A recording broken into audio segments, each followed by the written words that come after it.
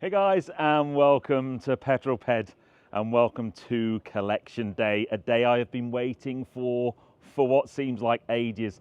I am here at Mulgari to collect Ruby Roadster.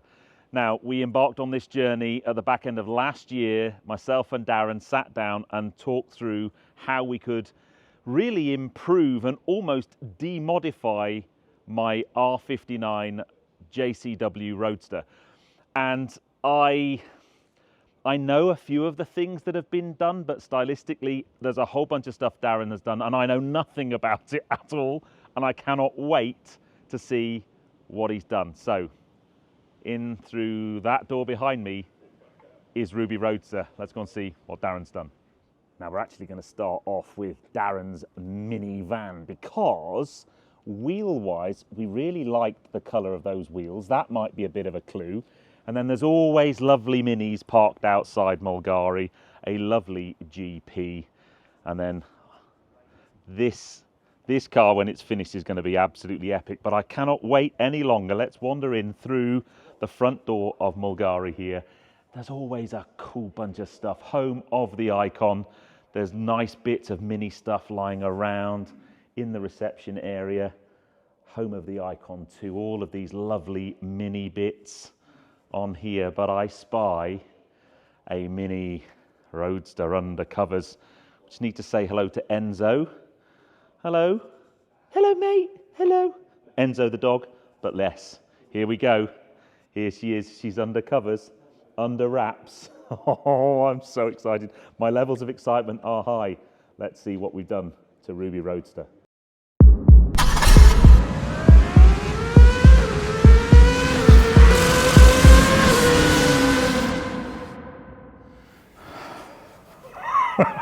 All right, mate. Hello, mate. How you doing, buddy? The day's come. I know. Happy New Year.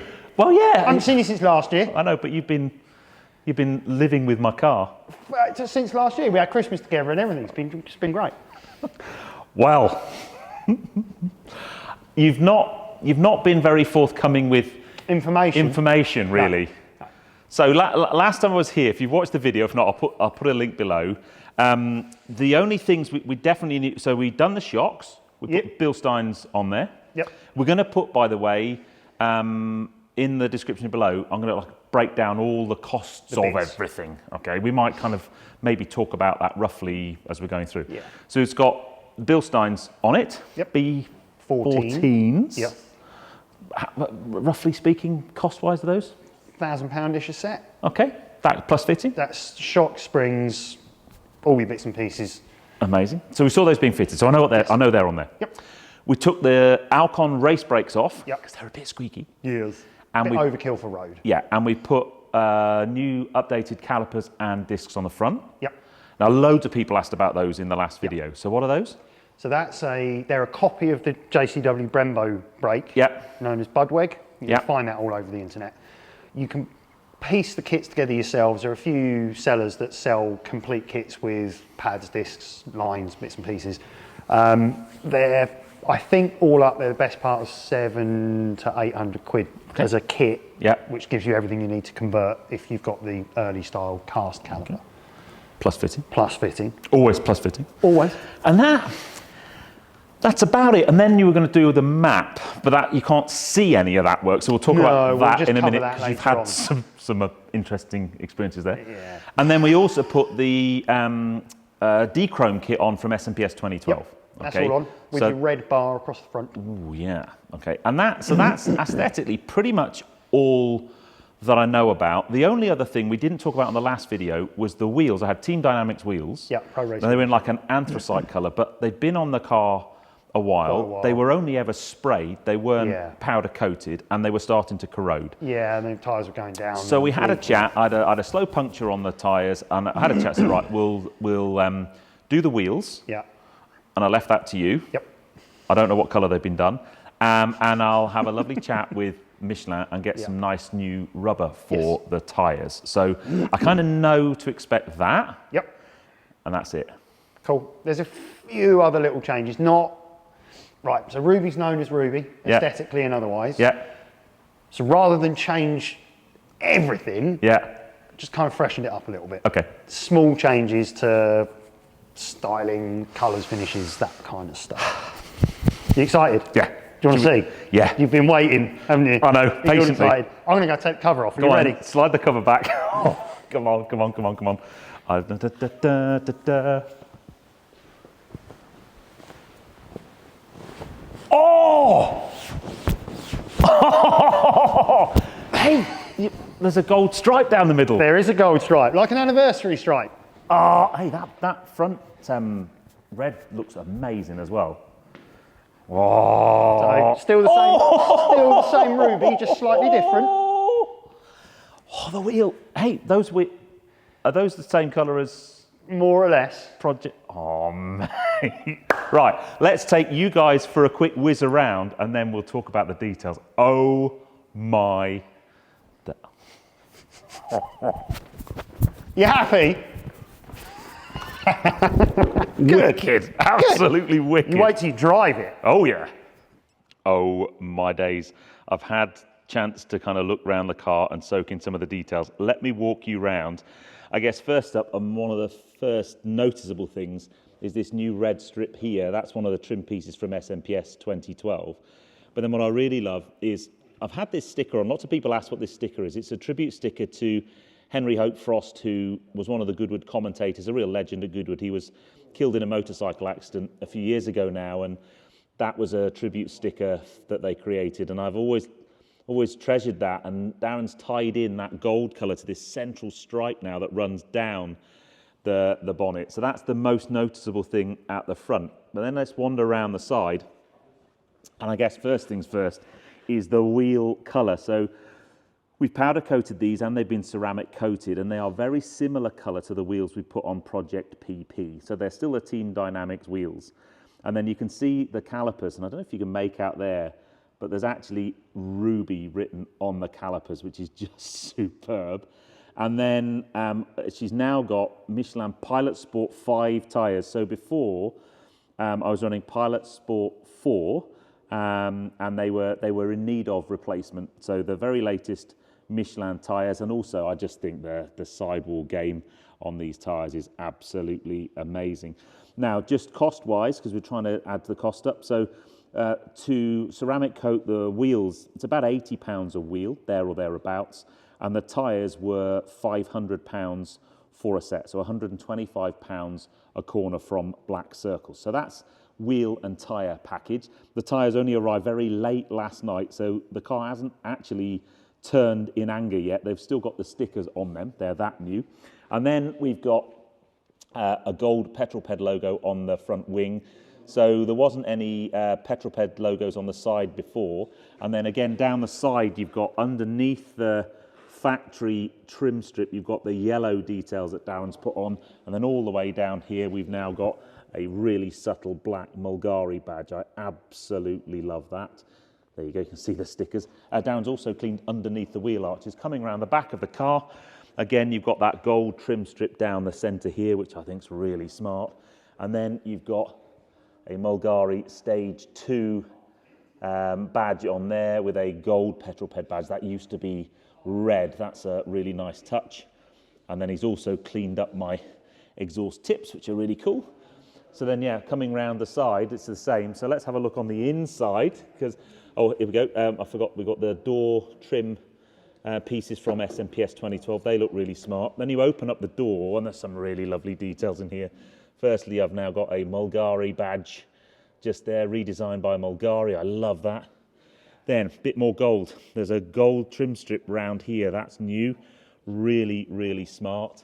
And then you come in here, and I guess the big change in here is there's also a Mulgari badge on the dash just there. Darren's also put Petrol Ped on this water bottle, which is quite cool. And then the SMPS 2012 kit also came with these little red bits on there, which is just so smart. So yeah, just an amazing, I'm so chuffed. And the final thing, just from a stance point of view, so the front wheels stuck out a little bit before because of the Alcon brakes, and I had 12mm spacers on the back. So those spacers have now gone on the front, and 10mm spacers on the back, just to sit the wheel and tyre package inside the arches, and that looks really smart. And then the last thing Darren's also done is he's revitalised this trim because that was starting to fade and go grey. He's worked his magic on that and ceramic coated it as well. So all in all, she just looks absolutely incredible. But let's get Darren back on camera because I want to talk about what's underneath the bonnet, because there's quite a bit of work being done to the map. Because remember, so we've dealt with the broken coilover, that works now. We've dealt with the squeaky brakes, but the last thing we wanted to get rid of were the pops and the bangs. Mate, honestly, I cannot tell you how happy I am on the outside. Good. However, yes, there was quite a bit of work needed to be done under the bonnet. Yeah.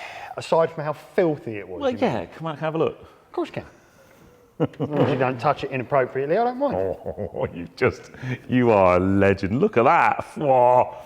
Wow, okay. Clean and tidy. Yeah. So obviously, clear. Oh, two immediate things I've spotted. Those are cool. Yes. Cover up our tatty turret tops. Yes, turret tops. Petrol Ped, I like in the branding. And then, oh, that's very cool as well. So, aesthetically, amazing. Nice and clean, yep. However, what I want to talk to you about is the map. Yeah. Talk to me about the map, mate. Right, so we decided that what was on there, it was a pop and bang tune, which we hate. And it does damage and it doesn't do anything for performance and so on. And I always felt it was a bit stabby and peaky in places. It needed a bit of refining. Yeah. So in most instances with these, you pull the ECU out of the car and you can do on a bench for a baseline and then go in and make your adaptions via the OBD port kind of live, if you will. But there's a couple of different ways, particularly with this generation of ECU, that you can tune them. One is like a software tune, which is something you can manipulate just via computer. The other way is what's known as an EEPROM tune, which is a little bit more in depth. This had kind of both, which I've never seen, if I'm honest. One or the other, yes. Okay. The problem with an EEPROM tune is that's in the motherboard, it's not a virtual file. So any amendment made after that is still being governed by the first part, which is the EEPROM. In reality, the only way to put that back to true stock is like a main dealer software update. Yeah. So this was, albeit tuned, still on its original software from when the car was made. Yep. So I have a very handy friend with some main dealer level kit. Cool. Who we had to come in and basically we've rewritten the entire car front to back. So it's had engine ECU up to 2018 is the latest version for this car. It's had the FRM, the footwell module update. It's had the audio update, it's had the CAS and the mobiliser update, all of it, whole car, front to back. Does it do Apple CarPlay? No, because factory don't do that. So we had to go there first, which is great, and then make sure that it would start and run and behave, and of course then you get warning lights because of the Sport Cat and everything else. So we did that first. Yep. So we knew we could get it to run and the updates worked and we've got nothing missing and everything still operates. Then done an engine service, or full engine service, because it needed everything, needed plugs. Changed the air filter for a better panel filter than what was in there before. Yep. Engine oil and filter, transmission oil, bit of coolant, bit of screen wash, bit of this, bit of that, and then into rewriting the map. Yep. So most people know it has a sport button. Yep. Which is normally where you do get a little bit more burble pop in standard trim, standard exhaust system, sharpens the throttle response and stuff, but otherwise doesn't really do a great deal for the car overall. So we focus most of the efforts in the standard file, really. So I've then written from there up, based on the hardware, it's effectively a stage 2 in our money. Made the amendments as we've gone along, in and out, lots of road testing while trying to set the suspension up and trying to do lots of things at once. I haven't mentioned that, we've had a full Darren geometry setup as well. The end result being we've delivered kind of what we spoke about before, which is that nice linear delivery. So it doesn't come on like sledgehammer strong in the middle of the rev range and then die. It's nice and linear, progressive all the way up. It's kind of what you want. Sport mode still works like sport mode does. So the throttle's a bit sharper, but it does spit and pop and fart and bang and like a machine gun. So you can have yob mode in sport. My task, I think, for you was almost to remove the need to use sport. so that you can just use it in stock mode all the time and go sort of full bananas with it. It will do good MPG now. Cool. I know it's not that important, but from the point of view of it being more refined, you've got nice MPG return when you're driving kind of sedately, and then all the toys when the taps are wide open, including yob mode with the pops and bangs on, if you like. So it's, yeah, a little bit more than just to rewrite the map and ended up having to go all the way back and start again.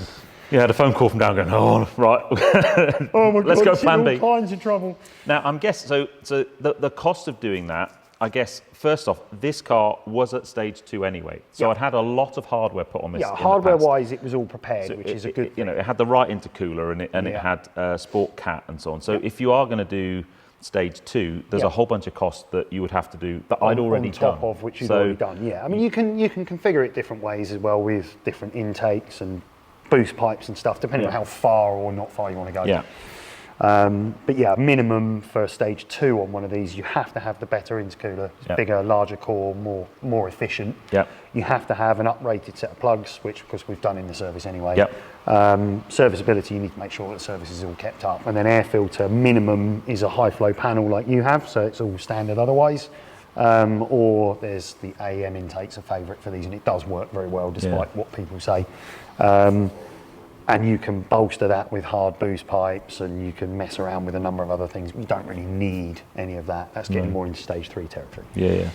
So cost-wise, I guess it's not really that's how much it would cost, because it's a big depends. Let's not do the hardware side of things, but if you were to just software side, play with a tune. Think of it like a stage 1 is the way that I usually sort of suggest to people. So really, it's a set of plugs and an air filter, which is service bits anyway, really. Yeah. And then the cost of our tunes is 498, including the VAT. Okay. That gets you stage 1, or if it's prepared for it, stage 2, file written. I will have the car for at least a day and fettle and play with it, and that's all assuming that there's no EEPROM tunes and stuff, which adds to the cost if we have to write that back. Yeah. There or thereabouts.